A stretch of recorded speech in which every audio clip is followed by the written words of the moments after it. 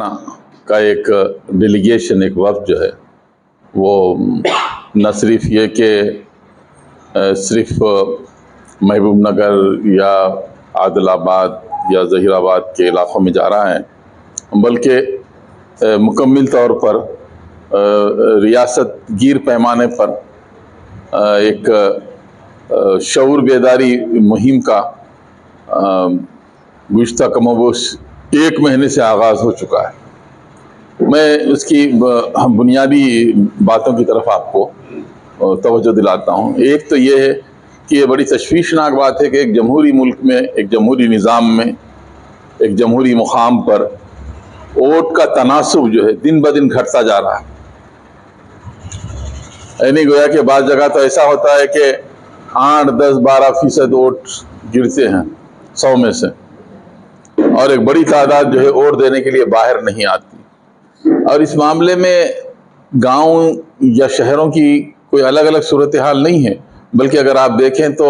حیدرآباد کے پرانے شہر میں خاص طور پر اگر آپ آج بھی دیکھتے ہیں، سرچ کرتے ہیں گوگل پر، تو آپ کو معلوم ہوگا کہ 18%، 30% یا 25% ووٹنگ ہوتی ہے۔ تو ظاہر ہے کہ جمہوریت کے اندر یہ ٹرن آؤٹ جو ہے بڑی تشویشناک صورتحال۔ چنانچہ MPJ تلنگانہ نے فیصلہ کیا ہے اس بار، آپ چاہے کسی اپنے پسند کے امیدوار کو ووٹ ڈالیں، یہ آپ کا حق ہے، کوئی زبردستی نہیں کر سکتا۔ اور آج کا عوام جو ہے وہ شعور یافتہ ہے، وہ جانتا ہے آپ کیا ہیں کیا نہیں ہیں، آپ کے وعدے کیا ہیں، وہ سارے عوام کو معلوم ہے، آپ کی گزشتہ کی کارکردگی کیا ہے۔ اس کی روشنی میں عوام فیصلے کرتے ہیں کہ کس کو منتخب کیا جائے، کون سا کینڈیڈیٹ کس جماعت کا، کس پارٹی کا ہے جو کام کرے گا یا کام کر سکتا ہے،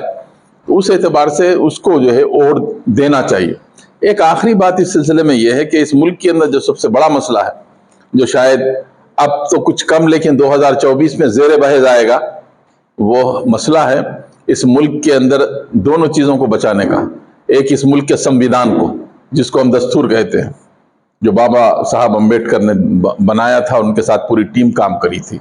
اس سمویدھان کو بچانا۔ دوسرا ہے کہ اس ملک کے اندر جو سیکولر دھارا ہے، کہ اس ملک کے اندر جو بنیادی چیز ہے وہ یہ کہ ہندو، مسلم، سکھ، عیسائی سب کو مذہب پر چلنے کی آزادی ہے، مذہب کی تبلیغ کی آزادی ہے، مذہب کے ادارے قائم کرنے کی آزادی ہے۔ یہ چیز آج کی نہیں ہے، بلکہ یہ کہ جب سے ملک آزاد ہوا اور اس کے بعد جب اس کے دستور کو بنایا گیا، اس میں اس کا پاس و لحاظ رکھا گیا۔ اب بعض طاقتیں یہ چاہتی ہیں کہ اس دستور کو بدل لیا جائے، تو ہم اس کے سلسلے میں اس کی قطعی مخالفت کرتے ہیں۔ ابھی یہاں اسمبلی صورتحال تو نسبتاً ٹھیک ہے، لیکن پارلیمنٹ کے اندر یہ صورتحال سامنے آئے گی کہ وہ لوگ جو سمویدھان کو ختم کرنا چاہتے ہیں، وہ لوگ جو سیکولرزم کو ختم کرنا چاہتے ہیں، وہ لوگ جو بھائی چارہ کو ختم کرنا چاہتے ہیں، وہ لوگ جو فرقہ وارانہ منافرت پیدا کرنا چاہتے ہیں، وہ لوگ جو آپس میں ایک ہی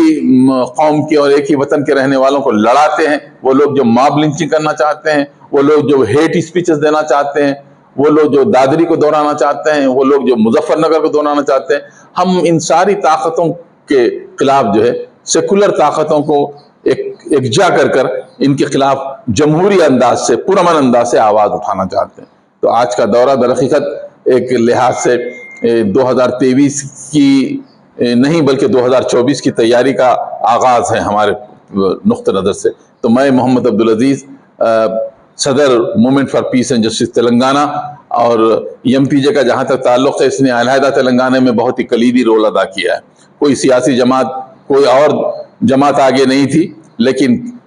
MPJ جو ہے آگے تھی۔ اس کے 2 اہم اجلاس ہوئے تھے، ایک نظام کالج گراؤنڈ پر ہوا تھا، جس میں KCR صاحب نے کہا تھا اتنی خواتین یہاں پر آئی ہیں، اتنے لوگ یہاں پر آئے ہیں، کہ نظام کالج گراؤنڈ جو سب سے بڑا گراؤنڈ ہے، وہ گراؤنڈ کے اندر آدمیاں جو ہے سمجھیے کہ آپ کہیے کہ پورا گراؤنڈ بھر گیا تھا انسان کے اس سے وجود سے، اتنا بڑا گراؤنڈ۔ اس کے بعد ایک گرجنا ہوا تھا ورنگل کے اندر، اس کے اندر بھی بڑی تعداد میں جو ہے لوگ جمع ہوئے تھے، اور کس کی تائید کرنے کے لیے؟ KCR یا KTR یا کسی اور کی نہیں، علیحدہ تلنگانہ کو قائم کرنے کے لیے ہم نے کام کیا تھا۔ اور آج علیحدہ تلنگانہ کو بہتر بنانے کے سلسلے میں ہم کل بھی آواز اٹھائے تھے اور آج بھی آواز اٹھائیں گے۔ یہ چند باتیں تھی جو اس پریس میٹ کے موقع پر میں نے آپ کے سامنے رکھی۔ مجھے امید ہے کہ یہاں جو نامہ نگار موجود ہیں، جو پرچوں کے